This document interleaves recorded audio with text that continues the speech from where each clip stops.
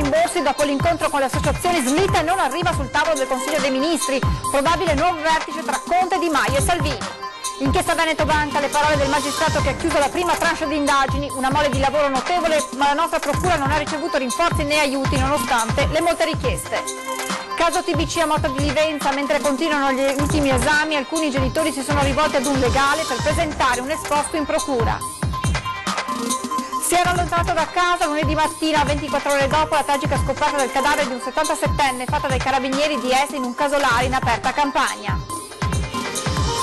Niente serata sulla dottrina del fascismo con Caio Giulio Cesare Mussolini, pronipote del Duce. Un ristorante di Consalve cancella tutto, i titolari non sapevamo che si sarebbe parlato di questo.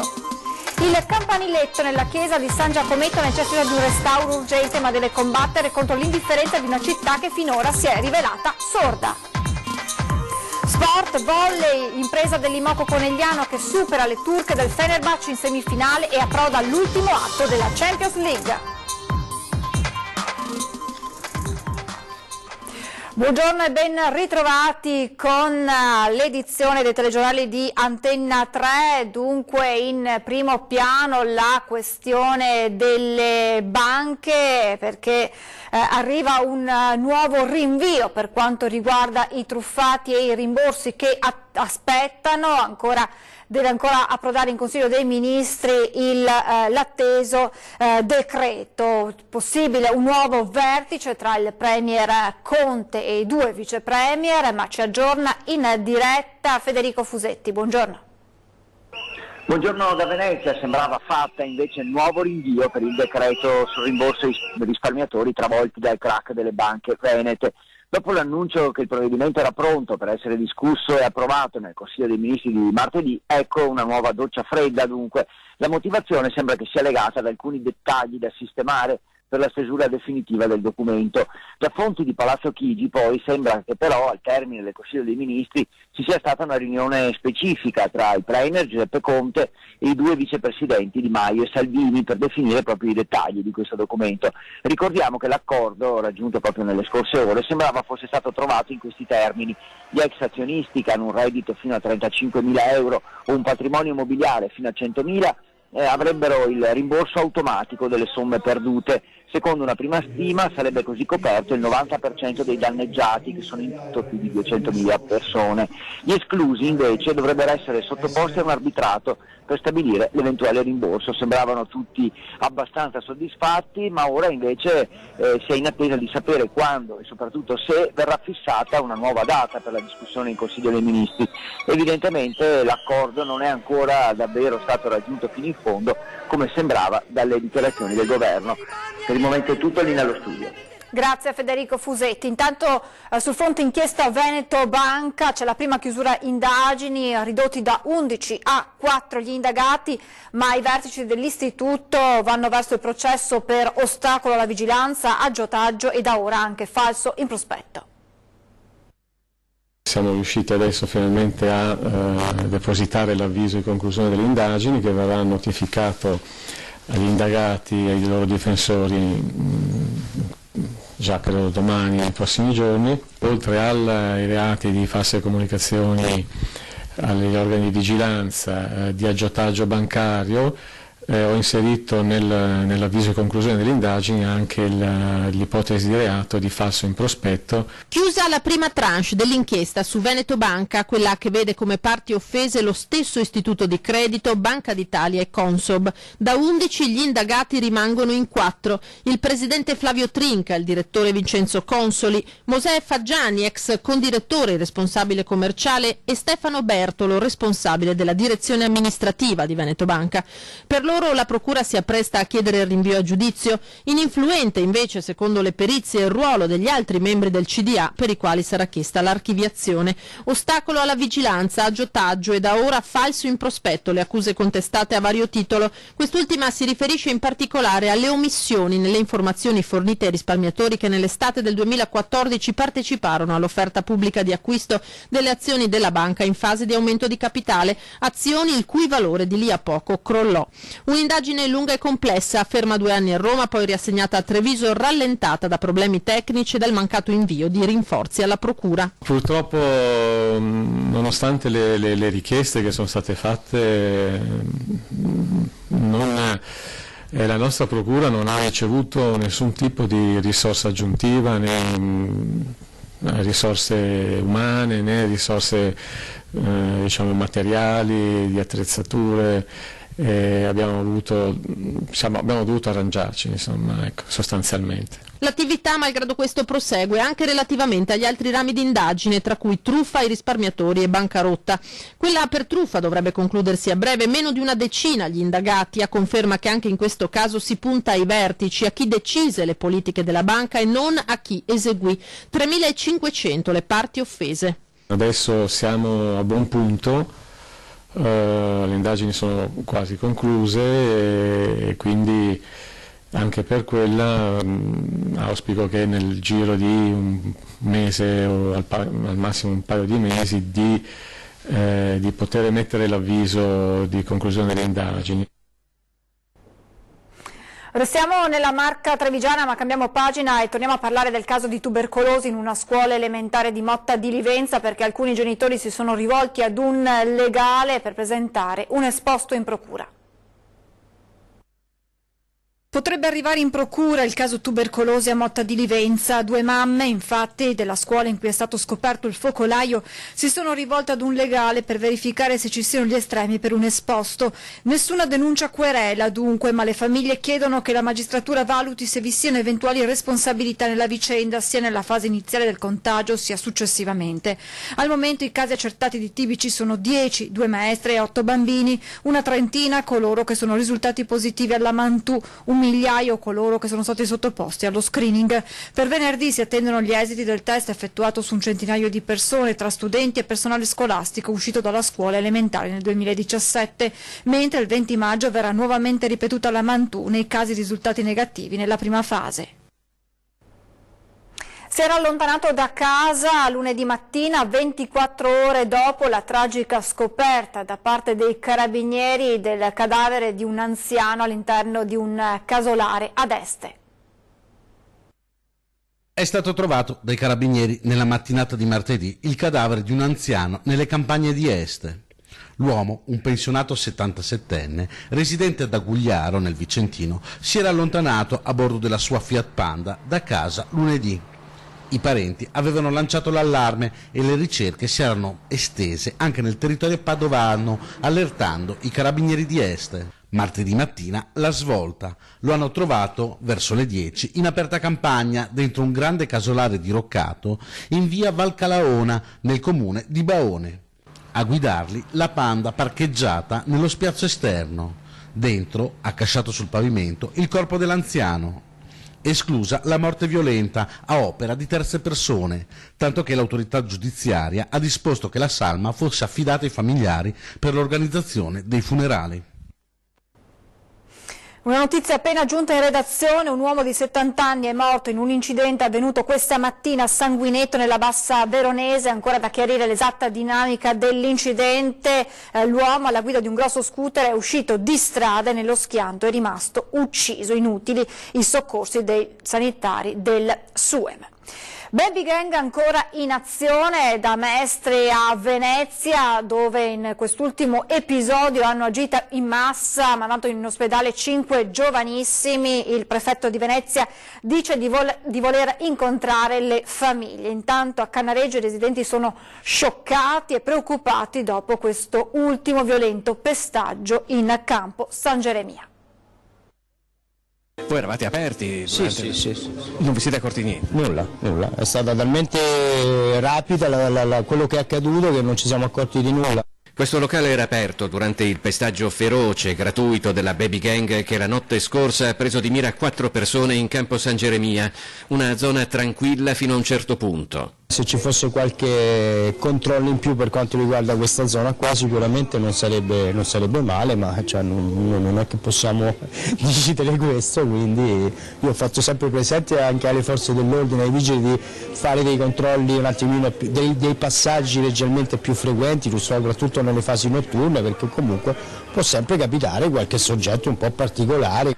L'aggressione di Campo San Geremia ha scioccato e preoccupato tutti qui a Sestiere di Cannaregio. Mi pare che anche in Campo San Polo a Rialto sia successa una cosa del genere. Ma cosa sta succedendo secondo lei? Quel che succede in giro per l'Italia. Cioè? Questi ragazzi che non hanno più punti di riferimento e quindi si divertono così. Il gruppo fa la forza e quindi loro si sentono forti e si sentono anche in grado di poter attaccare persone da soli, molto probabilmente. Perché si fanno queste cose? Perché forse anche i nostri politici si sparano a zero quando si discute di politica e pensano che questa sia la scuola che si insegna anche ai giovani, penso. Non so cosa gli passa per la mente in questo momento, cioè un periodo un po' balordo. Lei ha figli di che età? Una figlia di 20 anni e uno di 16. E che cosa le dicono di questi fenomeni? Che sono pazzi. Non comprendo. Io ho la figlia più piccola, ma non comprendo proprio. È lontanissimo dall'essere quello che insegna mia figlia. Sua figlia quanti anni ha? Mia madre, spero bene. È un fenomeno naturalmente che non è solamente veneziano, però come nelle periferie, insomma, stiamo diventando una periferia della nostra città. E del fenomeno delle baby gang ha parlato ieri sera nel corso di 20 e 10 il questore di Venezia, ospite in studio. Sono fenomeni che hanno sicuramente un risvolto criminale, ma di quello se ne occupano sicuramente gli organi competenti, gli uffici investigativi, l'autorità giudiziaria, ma c'è un aspetto sociale molto importante che, come ha detto lei, è una periferia sociale, cioè sono persone che vogliono affermare il proprio ruolo sentendosi evidentemente ai margini di una società normale. Io credo che oggi tutti i fenomeni criminali assumono poi un aspetto sociale, soprattutto quando riguardano i giovani. C'è la famiglia lì, insomma. Quindi c'è tutto un nesso sul modo con cui i giovani vivono la loro vita e chiaramente questi fenomeni hanno anche questi una peculiarità particolare, vanno valutati anche nel contesto sociale in cui avvengono. Per quanto riguarda la sicurezza, permettetemi di dire una cosa, che oggi la valutazione della sicurezza viene anche fatta molto sul valore della sicurezza percepita, che non è sempre corrispondente alla sicurezza reale, molto spesso c'è una differenza e questo avviene proprio per le modalità di comunicazione oggi attraverso i social media che trasmettono una sensazione di insicurezza anche a chi molto spesso non è vittima né di reato né di situazioni di pericolo. Chiaramente noi tutori dell'ordine, Polizia di Stato, siamo chiamati comunque a rispondere sempre anche alle aspettative di sicurezza nei confronti di situazioni che non hanno una realtà concreta di pericolo. Dobbiamo lavorare perché la differenza tra sicurezza reale e sicurezza percepita sia sempre minore, per cui il cittadino sia in grado di percepire quali sono i reali valori di sicurezza nella comunità, nella realtà in cui si muove. Intanto oggi la polizia festeggia i suoi 167 anni, avete seguito la nostra lunga diretta che ha documentato la cerimonia che si è svolta questa mattina a Mestre, in ogni provincia si è celebrata la polizia. Allora andiamo a vedere com'è andata a Padova in collegamento con Ferdinando Garavello. Buongiorno. Buongiorno a tutti, qui a Padova si è svolta oggi la celebrazione dei 167 anni della Polizia di Stato. Doveva svolgersi ai Giardini dell'Arena, ma per motivi di maltempo, che poi non c'è stato, si è svolta nella magnifica cornice del Palazzo della Regione, nel Salon. Sono intervenuti naturalmente le autorità civili e militari di Padova e la notizia, secondo noi, il professore Passari ha detto che la politica deve stare lontana dai temi della sicurezza. La sicurezza non deve diventare un tema politico né di scontro né di propaganda, quindi ha richiamato in sostanza la politica che fa della sicurezza un vessillo, a starsene tranquilla. Questo ha lasciato il segno, perché è una presa di posizione molto forte in un momento in cui la sicurezza viene utilizzata dalle forze politiche come leva per acquisire consenso dall'una e dall'altra parte. I dati effettivi sono che la criminalità a Padova è in calo, è in lieve calo. Quindi il prefetto, il questore, scusate, ha richiamato tutti alla massima attenzione in questo momento. Da Padova per ora è tutto, buongiorno. Grazie, buon lavoro. A proposito di sicurezza, ladri in azione nella notte tra domenica e lunedì in una palazzina di San Bugè di Preganziolo, in provincia di Treviso. In un'abitazione i banditi entrano in casa mentre al piano di sopra stanno dormendo i proprietari. Via Luisello, San Bugè di Preganziolo. La tranquillità di questa palazzina in cui vivono 3 famiglie è stata bruscamente interrotta ieri mattina da una scoperta scioccante. I ladri sono entrati in uno degli appartamenti e tentato di scassinare la finestra di quello accanto, senza però riuscirci, il tutto mentre i proprietari di casa di entrambe le abitazioni stavano dormendo al secondo piano, ignari del pericolo. Solo la mattina, quando ci siamo svegliati, abbiamo trovato il vicino che ci ha avvisato. E in più noi abbiamo trovato lo scasso sul balcone, in pratica. Le vittime del furto non se la sentono di parlare, ancora sconvolte. A raccontare come si sono svolti i fatti i vicini, che solo alla luce del giorno si sono accorti dei fori lasciati dai banditi sugli scuri di casa. Nella prima abitazione i ladri hanno rubato il denaro e i documenti contenuti nella borsa, poi abbandonata in giardino. Devono essere stati indisturbati e sono usciti, però riattraversando di nuovo le terrazze, e sono passati dal lato delle nostre terrazze, e anche là hanno tentato di scassinare. Ladri acrobati che probabilmente con un balzo o utilizzando una tavola di legno sono passati da un terrazzo all'altro.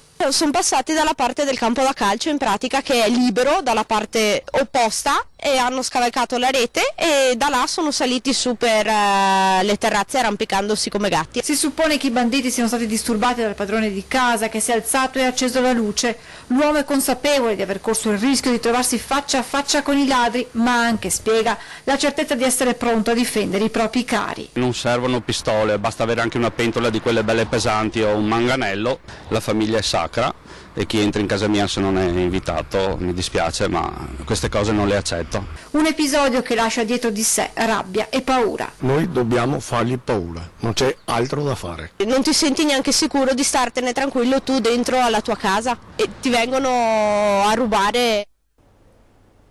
In un ristorante di Conselve si doveva parlare, secondo la pubblicità, di dottrina del fascismo, con ospite d'onore Caio Giulio Cesare Mussolini, il bisnipote del Duce, candidato alle europee per il partito di Giorgia Meloni. Ma i titolari, dichiarandosi apolitici, hanno bloccato tutto. La vicenda vede i titolari del locale ignari in un primo tempo di come si sarebbe dovuta svolgere la serata, ma che una volta conosciuto contenuto ed ospiti hanno deciso a loro danno, dicono, e perché apolitici, di disdire la prenotazione. A far prendere la decisione ai titolari il momento in cui nella cittadina del Padovano avevano cominciato a girare le locandine pubblicitarie dell'evento, che prevedeva tra l'altro la presentazione del saggio datato 1932, scritto a 2 mani da Benito Mussolini e Giovanni Gentile e ristampato di recente.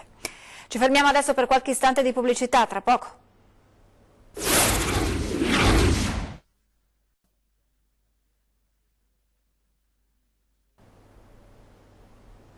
Rieccoci in diretta per parlare del campaniletto della chiesa più antica di Venezia, che necessiterebbe di un restauro urgente, ma deve combattere contro l'indifferenza di una città che finora si è dimostrata sorda. Questa chiesa ha più di 1500 anni, è la più antica di Venezia, la prima. Nel 400 qui attorno, dove ora sorgono il tribunale, i sottoporteghi di Ruga degli Oresi, il ponte di Rialto, c'erano solo delle case di legno. I fasti della Serenissima erano ancora molto lontani. La chiesa di San Giacometto ha attraversato indenne secoli e secoli di storia. Nel 1514 fu l'unico edificio a salvarsi da un pauroso incendio che distrusse quasi totalmente l'isola di Rivus Altus. Ma oggi, che il suo campanile necessiterebbe di restauri urgenti, deve salvarsi da un altro pericolo, l'indifferenza differenza. È stato accertato che si stava sgretolando alla base, che abbiamo trovato nella piattaforma sotto il campaniletto vari pezzi che si sono sgretolati e varie fessurazioni che si sono prodotte. C'erano anche dei ferri che tenevano già fermo chissà da quanti secoli alcuni pezzi del campanile e lì si sono allargati. Dal 1932 la chiesa è stata concessa in uso dalla Curia Patriarcale all'Arciconfraternita di San Cristoforo e della Misericordia, un ente religioso con circa 2000 iscritti e 250 volontari, ed è questo il nodo in cui si incagliano i destini del campanile. La Curia dice che noi abbiamo l'onere della manutenzione ordinaria e straordinaria. Il Comune? Il Comune non si è neanche fatto vedere con una telefonata e questo lo sottolineo. C'è il rischio che ci sia qualche crollo? Se non fosse stato messo in sicurezza sì. Il destino del campanile della chiesa più antica di Venezia, nel cuore della città, a 2 passi dal ponte di Rialto, è quindi abbandonato al buon cuore di chi versa un'offerta al conto corrente aperto dall'Arciconfraternita. Per restaurare il campanile occorrono tra i 120 e i 130 mila euro. Al momento ne sono stati raccolti 26, ma 14 sono già stati spesi per i ponteggi necessari alla messa in sicurezza. Un patto per l'ambiente tra Padova e Belluno per sostenere con 2 eventi la ricostruzione nel bellunese.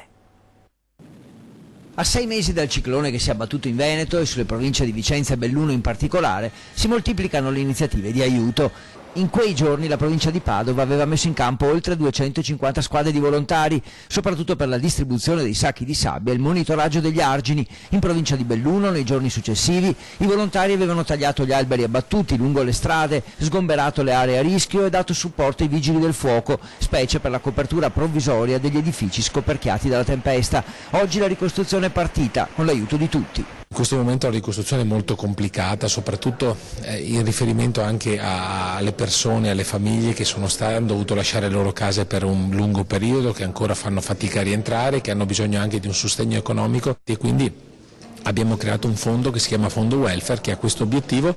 Ora dal Padovano arrivano 2 iniziative di raccolta fondi, uno spettacolo il 18 aprile a Montegrotto Terme con cantanti, artisti, la meditazione di Leandro Barsotti e il poeta del legno Mauro Corona, evento organizzato dai comuni di Abano e Montegrotto, e poi il 18 maggio a Belluno l'incontro di calcio tra la nazionale italiana Sindaci e la nazionale italiana Cantanti. La ricostruzione è già cominciata con il sostegno ovviamente del governo che ha stanziato delle risorse molto importanti. È chiaro che il percorso è molto lungo e complicato, riguarda i boschi e sui boschi lì c'è un lavoro che riguarda anche i comuni e poi c'è la questione che riguardano i servizi principali, quindi le strade, quindi la costruzione, la ricostruzione di alcune strade, ma soprattutto dei parabalanghe, cioè mettere in sicurezza la viabilità è un altro dei temi importanti, mettere in sicurezza i corsi d'acqua. Dopo l'inverno ora i lavori ripartiranno di slancio, anche con i fondi in via di distribuzione dalla Regione. Un appello al turismo che sostenga a sua volta il territorio e dalla provincia di Padova, che sostiene l'evento, oltre alla solidarietà, parte anche in richiamo all'importanza della prevenzione. Sta ponendo particolare attenzione ai corsi d'acqua che negli anni passati hanno creato non poche difficoltà. Con la Regione stiamo facendo tutti gli interventi necessari e anche con i sindaci, perché delle volte bisogna fare pianificazione urbanistica che tenga conto del nostro territorio. Siamo allo sport volley. Ieri sera a Istanbul Limoko Conegliano ha staccato il biglietto per la finale di Champions League in programma a Berlino. Le Pantere chiudono la pratica già al secondo set. Sila. Someone has to swing for this. And the ball goes down. Limoko volley Conegliano. Limoko al servizio, il Fenerbahce attacca, le Pantere rispondono, le avversarie tentano il tutto per tutto, ma alla fine la palla tocca a terra e tutto il resto è storia. 18-25, 22-25, 26-28 è la tripletta vincente che porta Limoko Volley direttamente alla finalissima di Champions League del 18 maggio a Berlino. La sfida di Istanbul si giocava al meglio dei 5, le ragazze di coach Santarelli avevano fretta di staccare il biglietto per la Germania e già dopo il secondo set avevano messo in tasca la finale. Una grinta alla quale il Fenerbahce non è riuscito a rispondere, nonostante nel secondo set le giocatrici turche siano partite fortissimo, pronte a ribaltare le sorti della partita. sconfitta, ma le Pantere avevano tutta l'intenzione di portarsi a casa subito la partita e così è stato, con Miriam Silla che tira fuori il punto decisivo. Il terzo set serve solo al tabellino finale, ma l'Imoco non si rilassa, anzi lotta fino all'ultimo.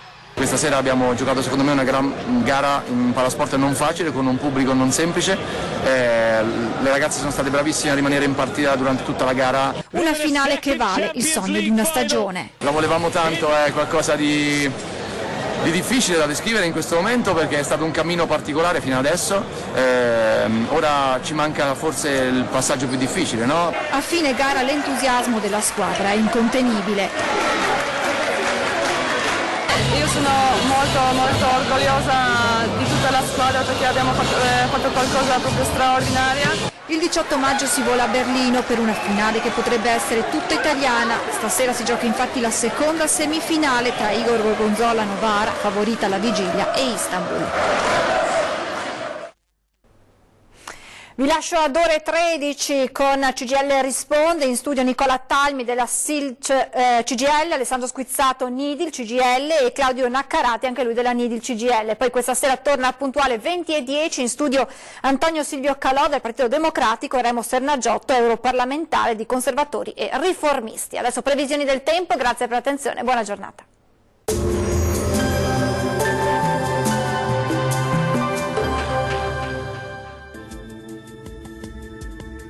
Ben ritrovati al meteo. Prosegue questa fase di maltempo sulle nostre regioni ed è previsto che duri ancora per qualche giorno, ma vediamo il dettaglio di mercoledì 10 aprile. Sul Veneto avremo piogge sparse ma piuttosto frequenti un po' ovunque, localmente anche alternate a qualche schiarita. Migliorerà ovunque entro la notte. Temperature minime tra 8 e 11 gradi, massime comprese invece tra 14 e 16 gradi. Spostiamoci ora sul Friuli Venezia Giulia. La giornata risulterà ancora perturbata, sin dal mattino con precipitazioni diffuse un po' su tutti i settori. Temperature minime tra 9 e 11 gradi, massime oscillanti invece tra 14 e 16 gradi. Raggiungiamo infine il Trentino Alto Adige. Il cielo sarà molto nuvoloso sin dal mattino con piogge frequenti e localmente anche di moderata intensità. Temperature minime tra 7 e 8 gradi, massime oscillanti invece tra 15 e 16 gradi. Dal meteo di Antenna 3 è tutto. Arrivederci al prossimo aggiornamento.